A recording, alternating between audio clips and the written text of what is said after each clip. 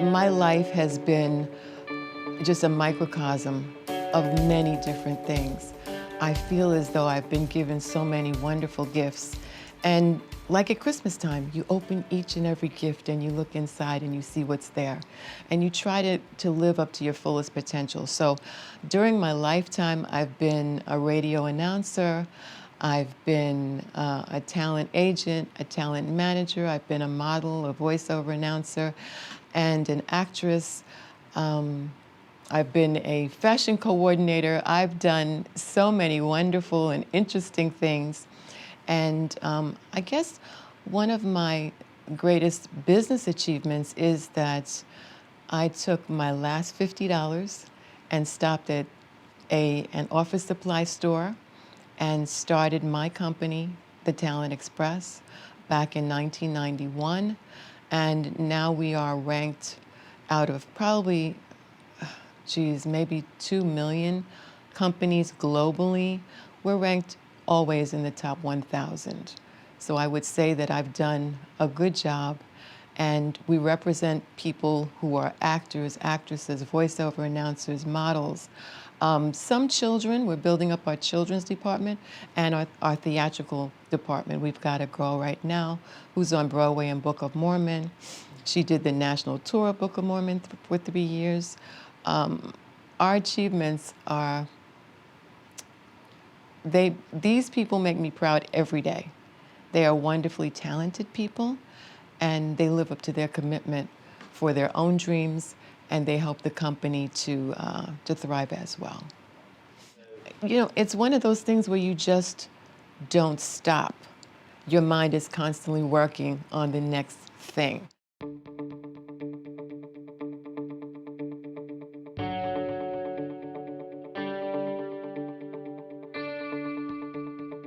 I love this part of the story.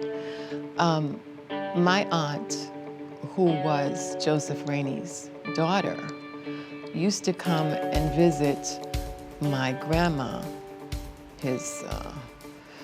in Brooklyn every year.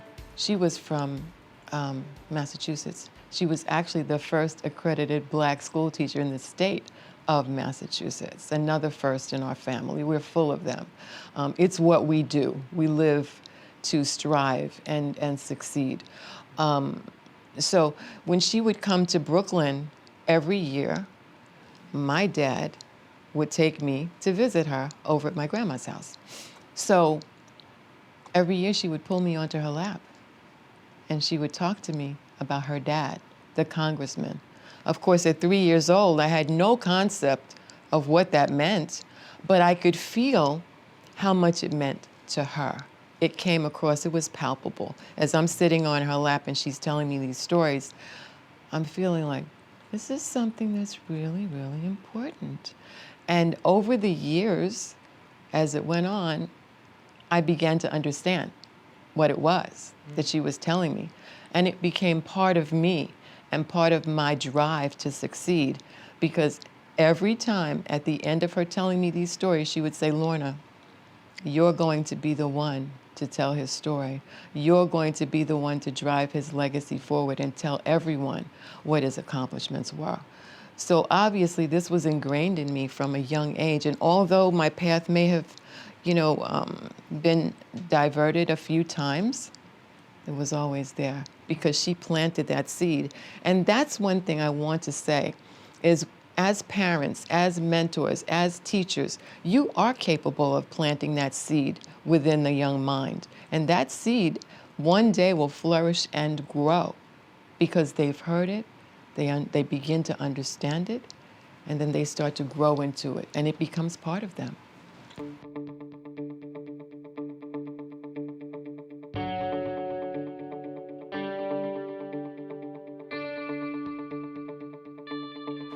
What must it have been like for him, December 12th, 1870, when he walked into that chamber for the very first time, and he looked around, and he was the only person of color in there. He knew himself that he was prepared to be there, but many of his peers did not think so. So they set out at that point to make sure that his road was as difficult as possible. Thankfully, he found some allies who helped him, notably Senator Sumner, who helped him a lot. And between them, they were able to craft the KKK Act of 1871, which was not ratified actually until 1875. They worked on it for 4 years in order to get that bill passed, but it was a really important piece of legislation. I think that's one of the most important things that he did. And what really is incredible to me is he brought that bill forth 4 months after taking office. Where did he get that courage? You know that you have a whole chamber full of peers who are pretty much against you. But still, he persisted because that was his mission. He was not going to allow anyone to deter him from doing what he needed to do. So that's one of the things that's really important. Another thing that's important was that he was always speaking out on behalf of the downtrodden, the Native Americans, the Chinese Americans, the freedmen, and the poor in general. So that was really, really important for him. And in order to show what they were going through, he put himself in danger so many times. His own physical safety was at risk in order to show what people of color were putting up with on a day-to-day basis. And these people that came upon him, they didn't care that he was a congressman because they didn't see congressmen. They saw color, and that's all they looked at. So part of the reason for him pushing so hard for the KKK Act of 1875 now was protection. He was being harassed and threatened by the red shirts who became the KKK. And he felt to work within the system and to make sure that he and his other colleagues of color had some protection under the law with that special act. And that's one of the reasons I feel that his portrait wasn't hung until 2012, because they were really, really trying not to give him that credit. They were really trying to bury what he did until years after and years after, and just constantly dropping the name, constantly pushing forward a little bit. And then, because don't forget, when I was a little girl, had I not known about him, I would not have known about him. He was not really written up in any history books. Right. There was maybe a line here, maybe a line there. There was really nothing. And part of why I can be who I am is because I know who I am. And that's what's important for our young people to understand, is know who you are, because no matter what people throw at you, no matter the barriers that they put up, doesn't matter. I still know who I am. You can't break me. I'm going to move forward, whether you like it or not. He passed it along to his children because he had 3 children. Each one of them became firsts in their own chosen fields. So you can see what was important to him. The preparation and the education and the drive, that striving to have a goal and to study hard and to work hard toward it and to reach it. You know, you just don't stop until you get there. You just keep going.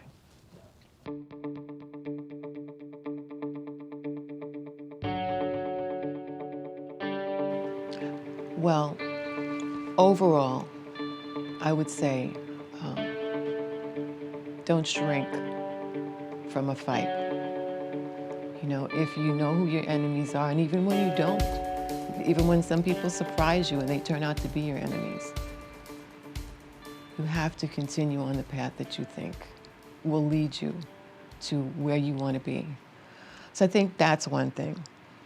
And it's courage, it's determination, and it's inspiration. Never give up, never surrender. That's my motto. And the second motto is have knowledge, we'll share. Those are the 2 things I live by. And I think we parallel in another way, because as great-grandfather did not back down because people were throwing things at him which were, should we say evil? I don't know. but determined to stop him. The story about my last $50 comes because I was working for a company and they wanted me to do stuff that I felt was not ethical. So the gentleman said, should I call him a gentleman? I'm not sure. But my boss said, either you do this or I'll fire you. And I said, I go you one better, I quit. So I was not going to be painted into a box where I did not feel comfortable doing something that I felt was unethical. And sure enough, he got arrested a few months after. So, you know, that's where our lives parallel as well. It's like, if you know what the right path is and you know what the moral path is, that's the path that you take. Preparation is so key. If you have that vision, if you have that dream, it's one thing to have it, but how will you actually achieve it? And I feel that he was ready because he prepared to do it. That's why when he was standing in that chamber amongst all these other people who were looking at him with, as we would say, the side eye, kind of going, yeah, well, what's he doing here and what's he going to do? He already knew what he was going to do because he had prepared for that day and all the days thereafter. And that's what made him a strong advocate for the people, because that was his mission, to speak for, to have a voice for the voiceless, give hope to the hopeless, and to advocate for those who couldn't advocate for themselves. So I think that the inspiration factor, I once heard a gentleman say, and I believe it was Bayard Rustin, who said, they asked him, well, why did you do all the things that you did? And he said, because we knew that you were coming. And that's how I look at my great-grandfather. He did a lot of the things he did because he knew that other people would follow in his footsteps and take his lead. So that's, in a nutshell, that's how I think of him. Yeah.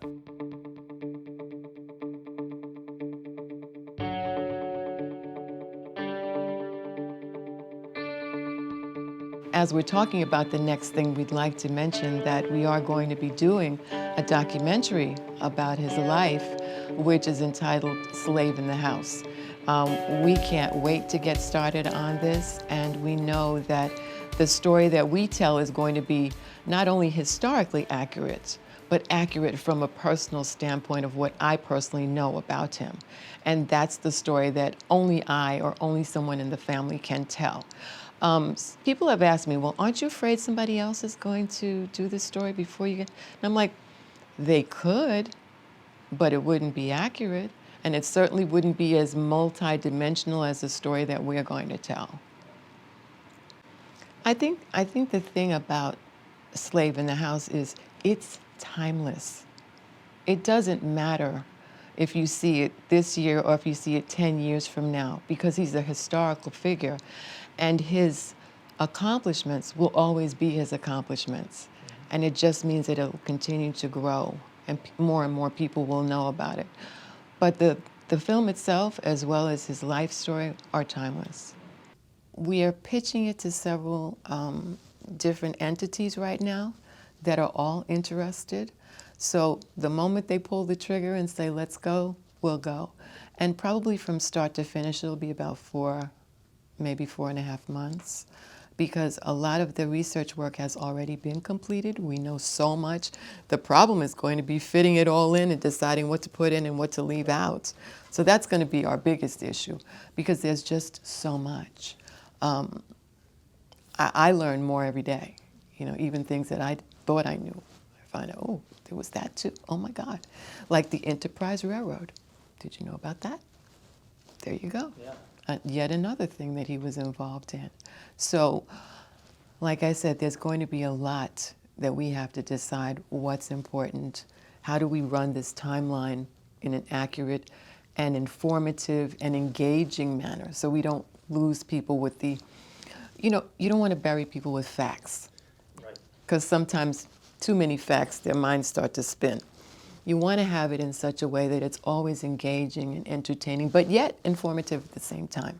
So we'll try to hit, you know, the high points like his escape to Bermuda. We have to have that in there. His first day in Congress, we have to have that. probably something about the days when he gave some of his greatest speeches. We have to do some of those. You know, when he made the newspapers, there's things about that. Just really a lot of very intriguing things that'll draw the audience in and get them to watch it and get them to be engaged. Well, I would have come across this in a personal manner, and that was about the escape from Bermuda, escape to Bermuda. It's written up in history books in one way, but that's not how it happened.